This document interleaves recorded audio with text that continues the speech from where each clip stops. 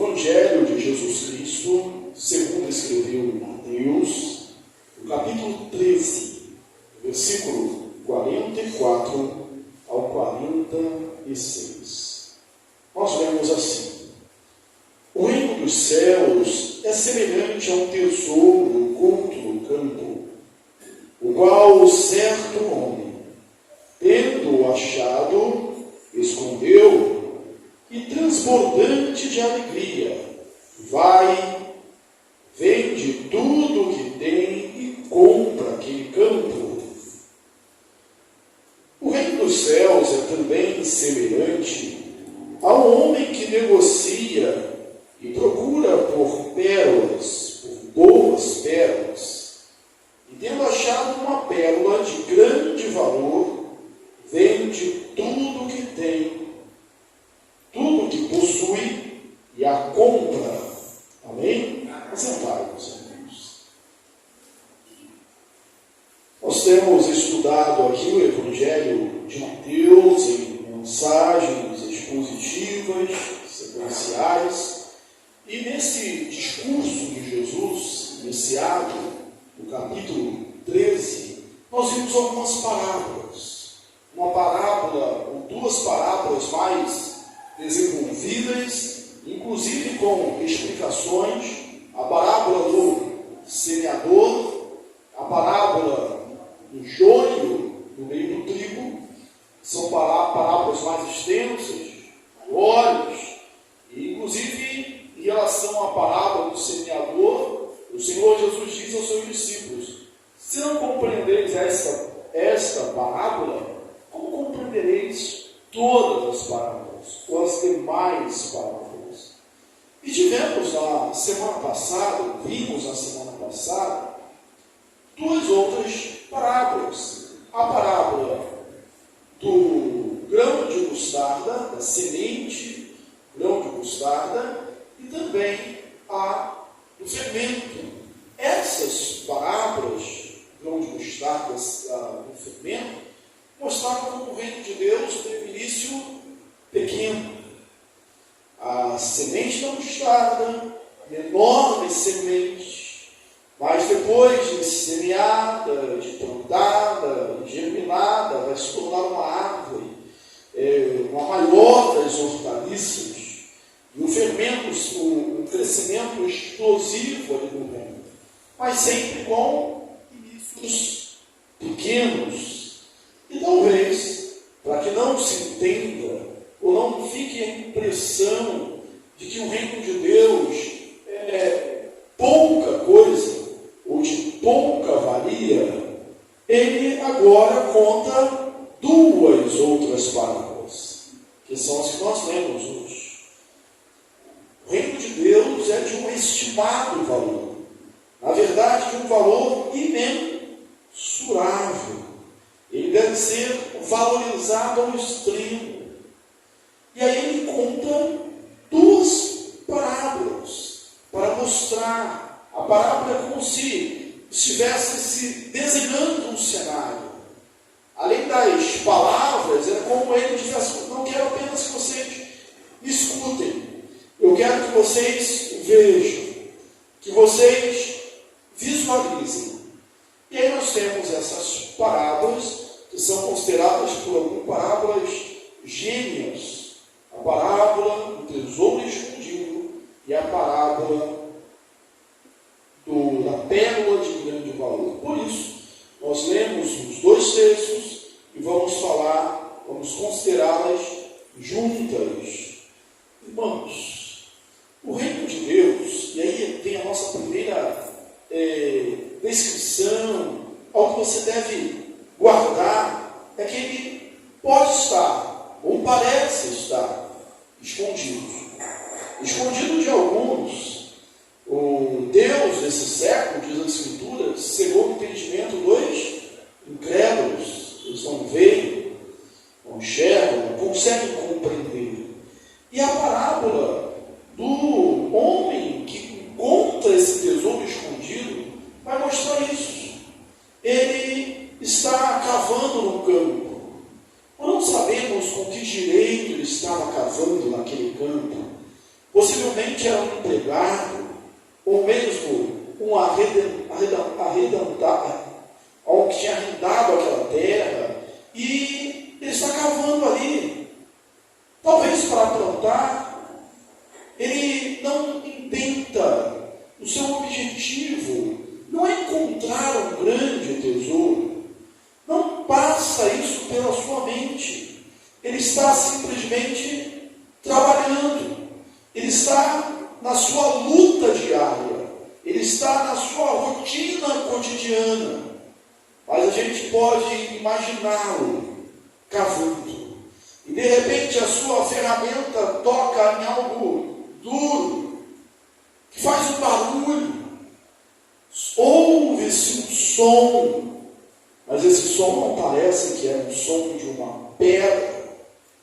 E ele continua a escavar com cuidado. E ele descobre um grande tesouro.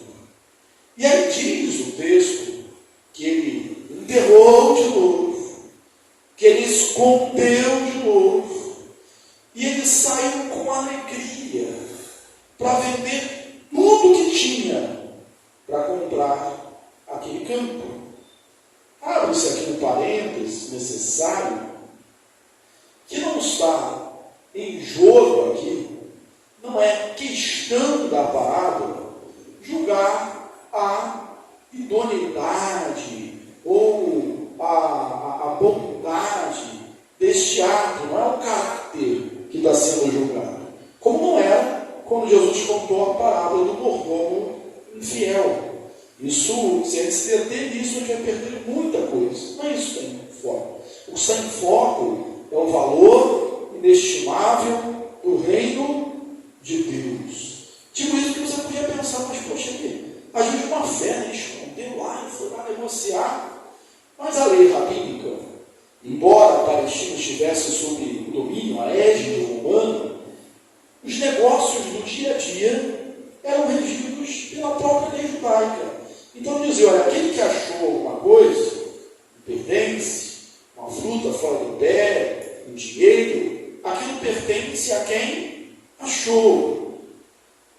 Mais uma vez, isso é a lei rabínica daquele tempo. Não vai sair para dizer, o pastor falou que eu achei é meu. Lei rabínica daquele tempo. E dizia ainda que você podia ficar com aquilo se o campo fosse seu. Então é necessário adquirir o campo. E uma coisa era certa: de onde que vinha aquele tesouro? De onde que vinha aquela fruta? Era do dono do campo? Não, não era. Porque se fosse, ele saberia e não venderia. Ou então seria mais esperto, ia lá, escavava, tirava e depois vendia o terreno. Não era dele. É que na antiguidade não havia bancos como há hoje. E por que eu estou dizendo que não havia bancos como há hoje? Havia bancos, mas não era acessível, ou não era para todo mundo como há hoje. Pastor, mas por que você está dizendo isso? A gente pelo menos vai inferir isso de outra parábola. Isso é lá no Evangelho de Mateus, no capítulo 25, ou seja, a parábola dos talentos. Você lembra dessa parábola? Um recebeu 10, 5 e ganhou outros 5. Outro recebeu 2 e ganhou outros 2. Um recebeu 1 e enterrou o talento.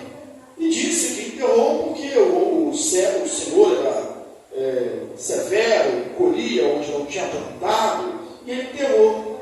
E o Senhor disse para ele: servo mau, deveria ter entregado aos banqueiros, colocasse lá, e aí eu receberia o meu dinheiro com juros. Mas o fato é que houve uma evolução. Aproveito até para contar uma curiosidade.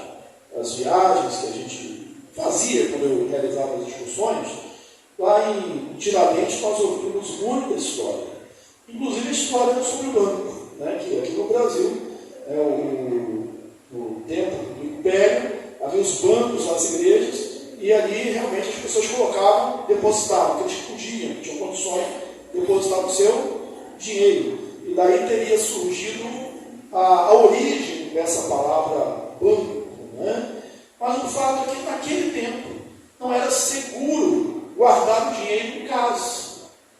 Lembra de outro texto onde Jesus fala que de onde ladrões escavam e roubam, mas deve-se guardar o dinheiro, o seu valor, o seu tesouro no reino do céu? Não aqui onde ladrões escavam e roubam, porque as paredes não eram feitas de tijolos como nós temos hoje, elas podiam ser escavadas. A pessoa podia entrar literalmente pela parede ou pelo teto. E além disso, havia o constante perigo das guerras. A sua casa ou o seu quintal podia de repente tornar-se palco de uma guerra. E qual o pagamento dos soldados? O espólio, os bens, levava-se tudo. Então, na iminência de uma guerra, o que as pessoas faziam? Enterravam seus bens mais preciosos. Debaixo da terra estava mais seguro. Mas pense numa coisa, ele foi lá e enterrou.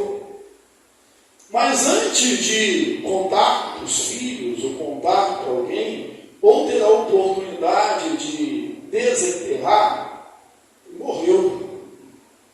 Morreu. O que aconteceu com esse tesouro? Foi enterrado. Ninguém sabe a sua localização. Hoje isso não é uma coisa comum da gente ver, mas naquele tempo era. Inclusive, naquela região, de vez em quando as pessoas ainda acham tesouros escondidos. E isso faz parte do nosso imaginário. Aqueles tesouros dos piratas, dos mapas, porque havia essa possibilidade. O lugar mais seguro era enterrando o tesouro. E aquele homem estava assim, trabalhando na sua rotina, pensando talvez em muitas coisas, e de repente ele encontra aquele tesouro. Ele encontra sem procurar, mas ele tem uma atitude. Ele vai com alegria, ele vende tudo que tem para comprar aquele tesouro. E certamente, irmãos, os seus amigos ou a sua família não aprovou muito essa atitude dele, porque ele fez isso tudo em segredo. Ele começou a vender tudo e certamente ele não saltou vendendo todos os meus bens porque achou um tesouro escondido e vou comprar o campo. Não, porque senão as pessoas descobririam. Ele estava vendendo tudo. E é possível que alguns amigos falassem, mas fulano, isso é o trabalho da sua vida, você está vendendo, está entregando, a esposa reclamando dos filhos, mas porque ele continuou naquele intuito, porque ele continuou naquele propósito, porque ele não desistiu e porque ele abriu mão de tudo que ele tinha com muita alegria. Por quê? Porque ele sabia que o tesouro valia muito mais do que ele tinha. Que o tesouro tinha um valor imensurável. E aí, irmãos, tudo vale a pena. Quem ilustra muito bem essa realidade é o apóstolo Paulo, em Filipenses, capítulo 3, versículo 8, quando ele diz: sim, deveras, considero tudo como perda, por causa da sublimidade do conhecimento de Cristo Jesus, meu Senhor, por amor do qual perdi todas as coisas e as considero como refúgio, esterco, para ganhar a Cristo. Todas as coisas que ele tinha. E olha que Paulo, irmãos, jovem ainda, já era uma autoridade. Lembra que na morte de Estevão deixaram as vestes aos pés de um jovem chamado Saulo. E para que houvesse um apedrejamento era necessário haver uma autoridade judaica. Paulo possivelmente já era membro do Sinédrio, era uma autoridade. Ele se destacava entre os judeus. Ele tinha um prestígio, ele era um mestre fariseu. Mas ele largou tudo isso causa da sublimidade do conhecimento de Deus. E com Paulo, parece que foi também com esse homem. Paulo não estava procurando Jesus. Paulo não estava procurando salvação. Paulo não estava procurando remissão de pecados. Paulo não estava procurando vida eterna. Paulo saiu a caminho de Damasco para matar crente, para matar cristão. Só que no caminho de Damasco, ele encontra Jesus, ou Jesus encontra ele, e a sua vida é transformada, a sua vida muda. E a semelhança desse homem, ele larga tudo, porque o tesouro que ele achou é muito maior. Sabe de uma coisa? O Evangelho pode estar oculto para muitos. Graças a Deus não está mais para você. E o fato é que nós não podemos encontrá-lo para ninguém. Ninguém pode encontrar, se você está aqui hoje e ainda não conhece Jesus, ninguém pode encontrar Jesus para você. Ninguém pode descobrir esse tesouro para você. É você que tem que descobrir, encontrar esse tesouro. Mas eu não estou achando, então cabe mais fundo.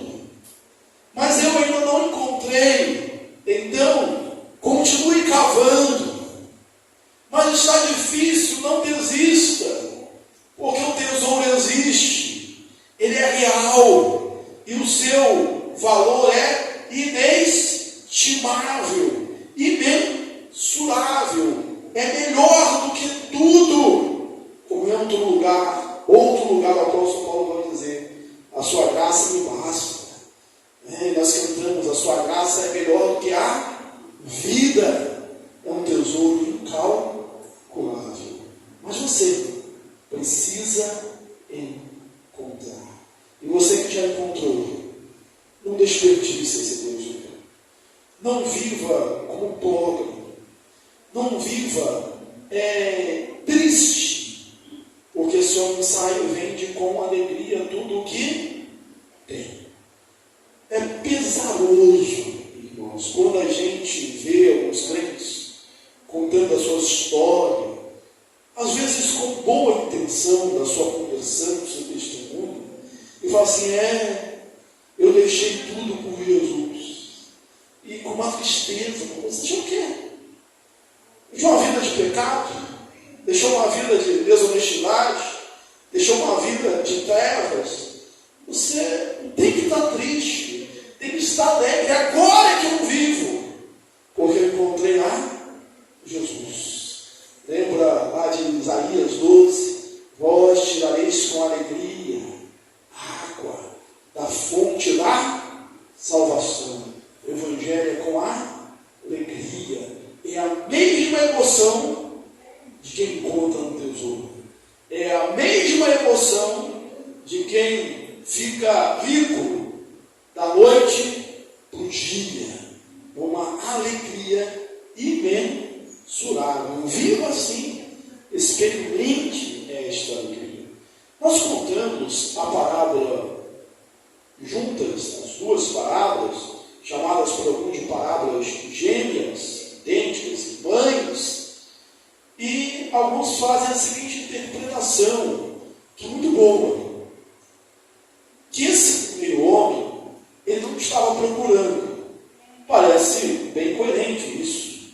Ele estava cavando, talvez, na lida da agricultura.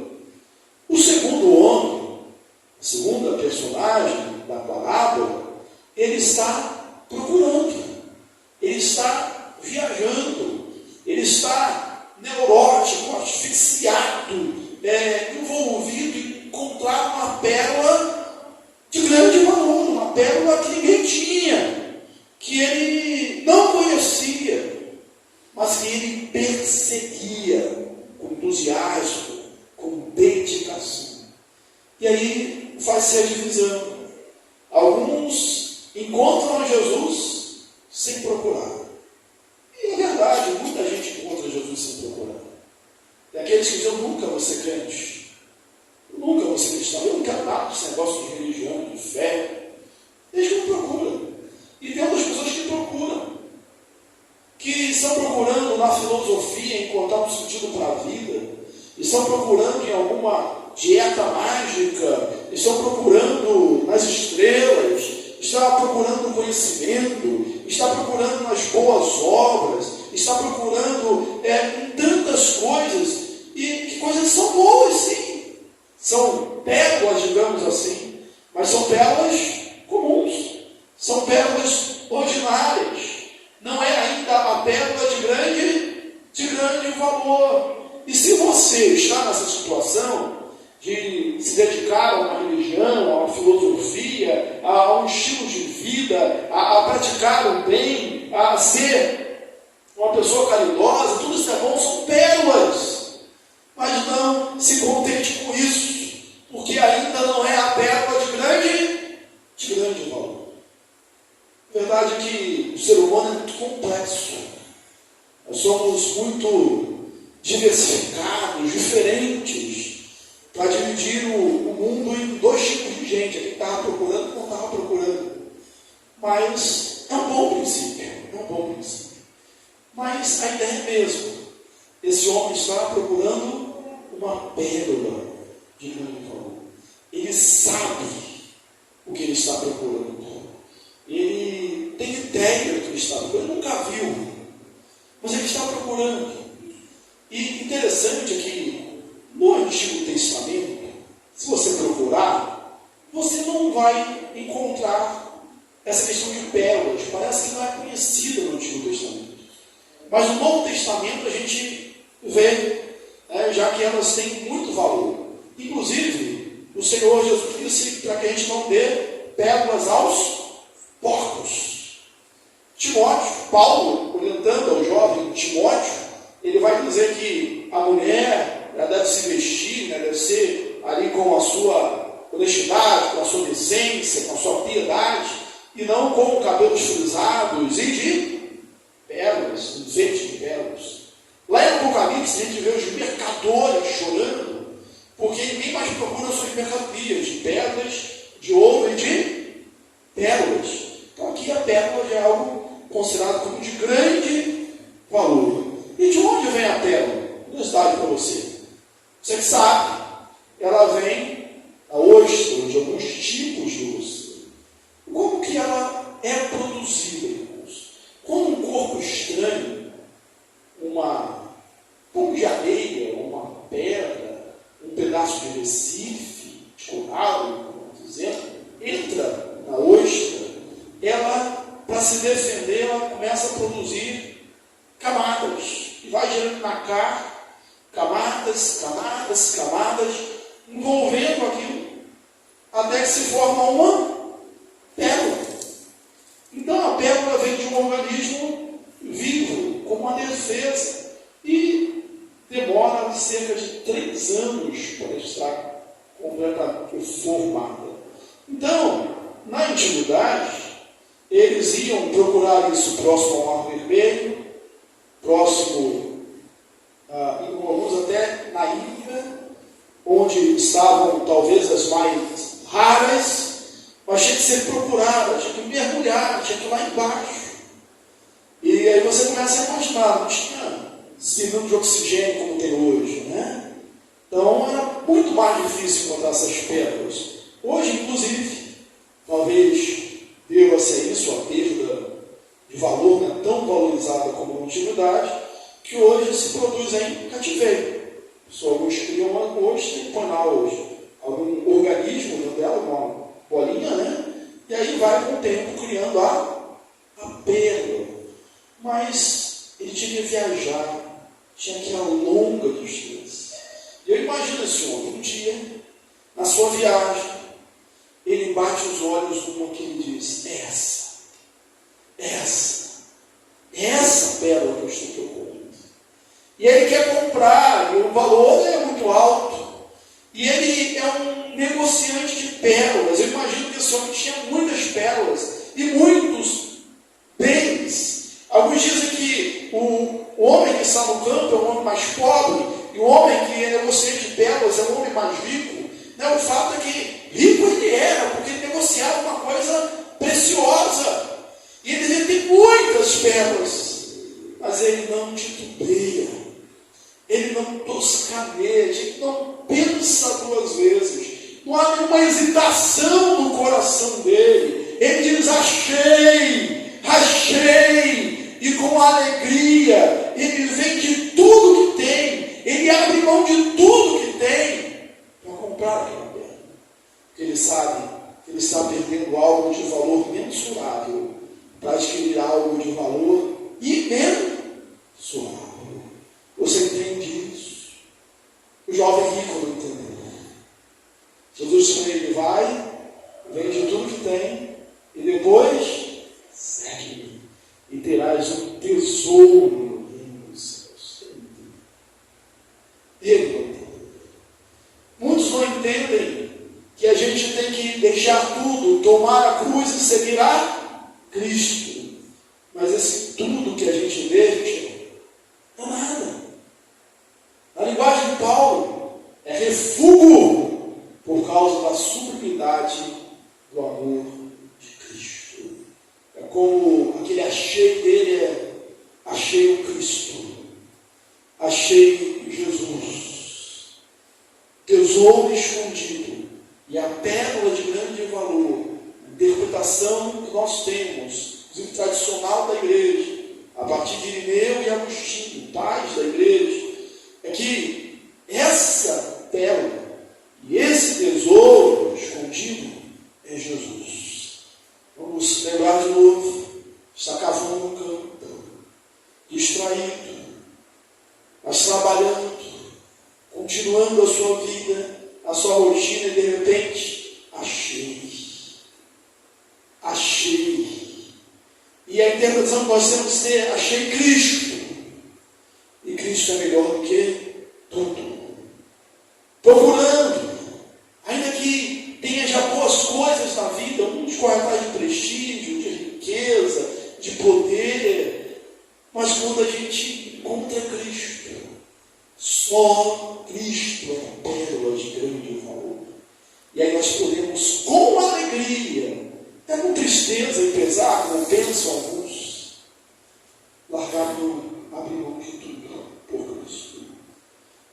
Largar tudo por Jesus. É só quando a gente entende que nós encontramos um tesouro, uma pérola de grande valor, que nós somos bem-aventurados, que nós somos felizes, que nós encontramos agora tudo o que nós precisamos. Nós não precisamos agora de mais nada, a não ser Jesus. Só Jesus, só Jesus, só Jesus. Achei Jesus.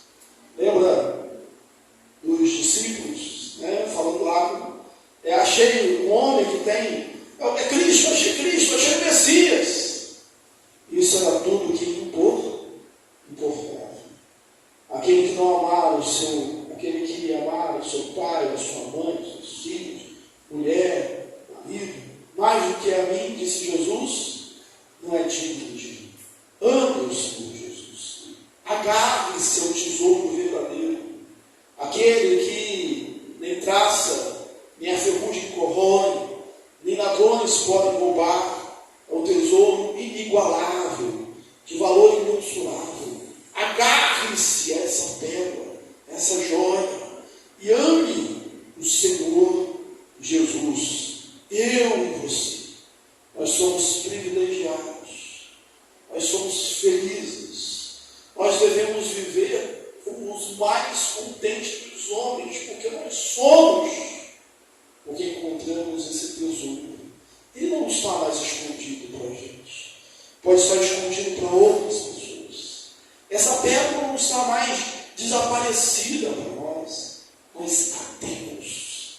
E ter Jesus, crer em Jesus, é o melhor, é o bem supremo, porque não é só para hoje, não é só para agora, não é só para os dias bons, é para a eternidade, é também para os dias maus. Jesus é o maior tesouro. Que Deus nos abençoe rica e abundantemente.